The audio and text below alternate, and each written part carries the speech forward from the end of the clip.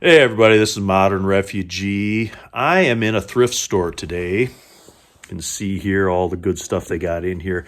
Now, my parents and grandparents would always shop in thrift stores, garage sales, estate sales, old school auctions, and they would pick up certain things that they would use. And these thrift stores can be a huge resource for people that are into preparedness, especially if they want to do it on the cheap or if you want to live a frugal lifestyle, save your money for something else. And there's certain things that I always look for when I come into thrift stores.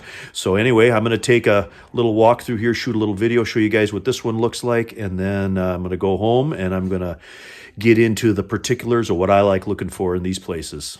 Guys, stick around.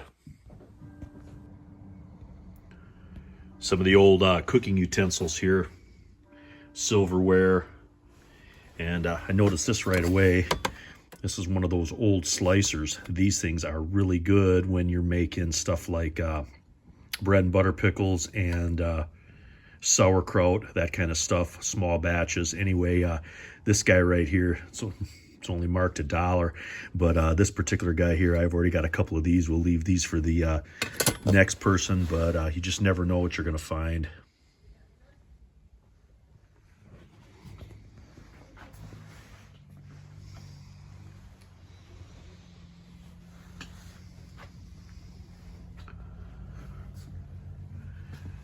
Here's some stuff right here.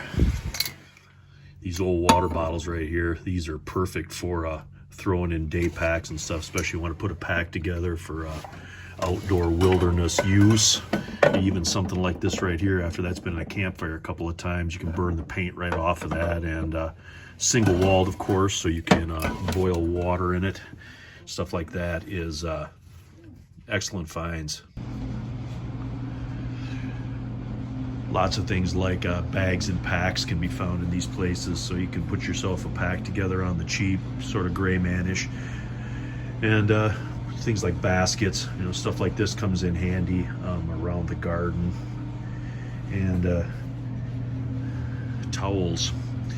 Got an interesting story about towels. My mom would always buy secondhand towels, and she would make curtains out of them because they were thick and heavy and they kept the draft down in the old farmhouses. Books are another huge resource in these places, from entertainment to reference to cookbooks.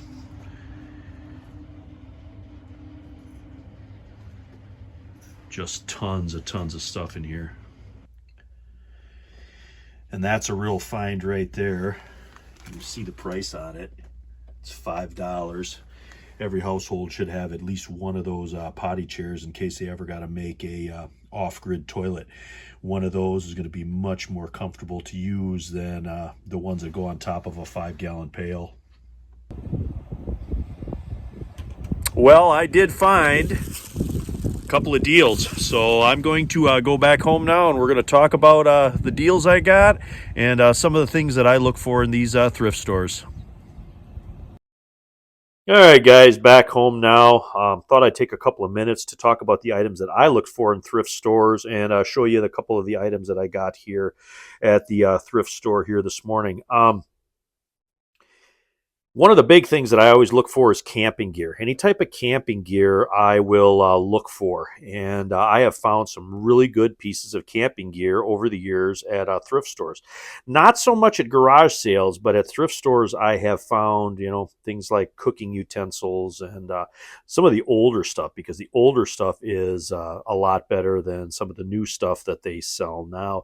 Of course, it's probably not going to be as high tech as some of the stuff. You're probably not going to find like titanium bush pots and that kind of stuff at thrift stores. It's probably going to be the old steel ones.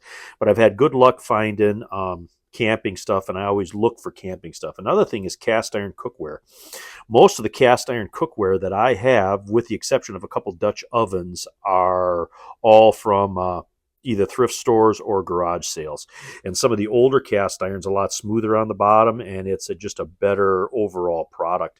Another thing is like puffy coats, down coats, down vests. Those things can be really, really expensive, and they're really, really warm. And there's something cheap that you can throw into a car or vehicle, so you got a spare coat in there, and you don't have to worry about taking it in and out every time that you go in and out. Anything made out of wool, wool blankets, wool coats, wool sweaters. And a little tidbit on that of information. I don't know if most people know this, but wool can be recycled. And my mom used to go to this place when I was a little kid, and she would take wool in there, and they would separate that somehow. I was too little. I don't remember exactly the particulars in it, but they would separate that and they would clean that. And my mom would actually use that wool, and she would use it as batting in her quilts. And I'm here to tell you, there ain't nothing warmer than a homemade quilt that has wool in it as batting. And she did that on several different quilts at several different times.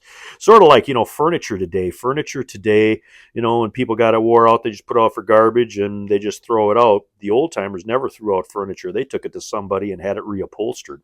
When the upholstery wore out, there was always one person, sometimes two in most towns, that would reupholster like couches, sofas, chairs, and stuff. You bought one couch and you pretty much used it forever. You just recovered it, and that's what they did. And that kind of goes back on the line of recycling that wool. Clothing in general, most thrift stores just have a ton of clothing in them, and it's something you don't hear a lot of people talk about in the prepping world. And that is, if something happens and things revert back a little bit and you're doing a lot more manual labor, you're going to just destroy your clothing. You are going to rip up. Anybody that's done any type of manual labor knows that, shirts and pants and stuff, stuff like gloves, you're just going to destroy that stuff the more manual labor you do. Now, if you're a little bit more reserved, or you're going to stick around the house and do more of that kind of stuff, you can probably get by with a little bit less clothes. But if you're going to do any type of manual work um, after some type of collapse or something, you're going to go through just a ton of clothes. And what better place to look for clothes in these thrift stores? Like I said, it's not going to be a fashion show after SHTF. And older cooking utensils, things like that little slicer I showed you, stuff that was more geared for not so much technology, things like Crocs, and things like those slicers, different little scoops to scoop stuff out of your little slotted spoons, those kind of things that you can use over a campfire, anything with a bail on it. These are all items that can be really, really valuable. Another thing is books. I showed you guys some of the books. They had a whole room of books there at that particular one that I went to. Sometimes you can stumble across really good prepping oriented books at these places. I've found different survival manuals. I've seen copies of the Foxfire books. I have seen things that got into like camping and woodcraft. In fact, the one book that I got, I believe that did come from a thrift store at one point in time. It's like a mountain man crafts book. Shows you how to make just a bunch of different little things by hand. Those things are invaluable, and sometimes those books are out of print and you can't even get them anymore. So that's another really neat thing to look for. I'm going to show you one of the things that I got here. This is one of the things that I bought this morning, and it was $2, and it's a big pack of disposable washcloths. And sometimes you can find things like this along with like different soaps and different toiletries and stuff that aren't even open, that somebody maybe moved out of a place, they didn't want to take the stuff with them, so they just donated it. And something like this, throw it in a tub with some of your other soaps and that kind of stuff, and if the power and the water goes out for a couple of days, something like this can come in handy. And I'm sure you'd pay more than $2 for one of these at a Walmart or a pharmacy or something like that. Candles are another thing. Bought this morning. It's unused candle. Cost me $1. They even threw in the little base here to set it on.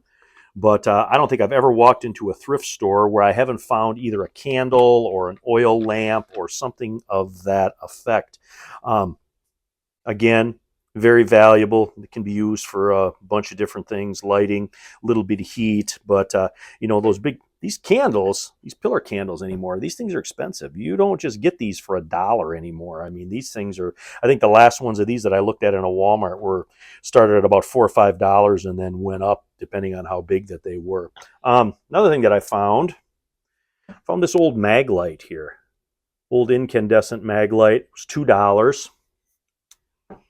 Still works.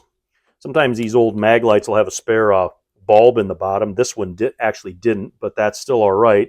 I'd pay more than $2 just for a bulb, and I actually have a couple of these 2-cell mag lights. But you know, it was $2. Throw some new batteries in it, throw it underneath the seat of a truck or a vehicle, especially if it's in a vehicle that you want to, you know, that you're using all the time or that you drive all the time. You don't want to put, you know, a good Surefire or something like that in there. Just throw something like this that you find in the thrift store in there, and that's kind of the start of building these cheap kits to keep in vehicles that you don't really have to worry about it.